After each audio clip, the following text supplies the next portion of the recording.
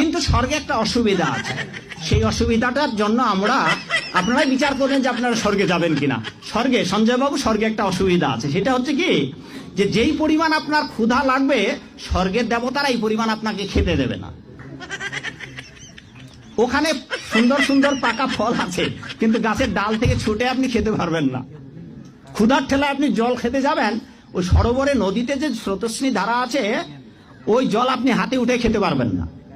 তো ওখানে যারা স্থায়ী দেবতা আছে, ওরা যা খাইতে দেবে আপনার তাই খেতে হবে, ফলে স্বর্গীয় শান্তি নেই।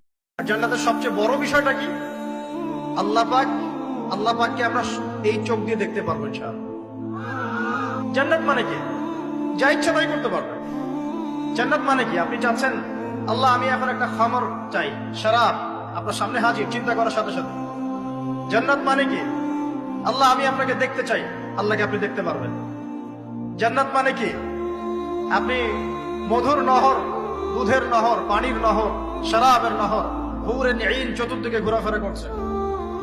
একজন নিম্নমানের জান্নাতি, মানে সবচেয়ে শেষের দিকে যারা জান্নাতে যাবে, তাদের সাথেই দুজন করে হুরে নিন, আহাল পরিবার তো আছেই, গিলমান পানপাত্র নিয়ে চারপাশে ঘোরাফেরা করবে। জান্নাত মানে কি? যেখানে যা ইচ্ছা তাই করা যাবে, বলার কেউ নাই, বাধা দেওয়ার কেউ নাই, সেখানে কোনো মৃত্যু নাই, সেখানে কোনো অহেতুক কথাবার্তাও নাই, কোনো গান গল্প নাই, কোনো মিথ্যা নাই, কষ্টের ক্লেশ মাত্র নাই, থুতু ফেলতে হবে না। জান্নাত মানে থুতু ফেলতে হবে না। জান্নাত মানে হাঁচি হবে না, নাক ঝাড়তে হবে না। জান্নাত মানে ইস্তেঞ্জা, পেশাব পায়খানা করার টেনশন নাই। মানুষ খাবার খাবে, একটা ঢেকুর তুলবে, ব্যাস খাবার হজম হয়ে গেছে। আর জান্নাতের সবচেয়ে বড় বিষয়টা কি?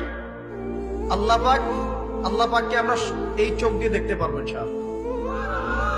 আর তার সমকক্ষ একটা বিষয় হচ্ছে, আল্লাহ পাক বলে দিবেন যে আমি তোমাদের সবার উপর সন্তুষ্ট হয়ে গেলাম, যাও কোনোদিন অসন্তুষ্ট হও। ব্যাস,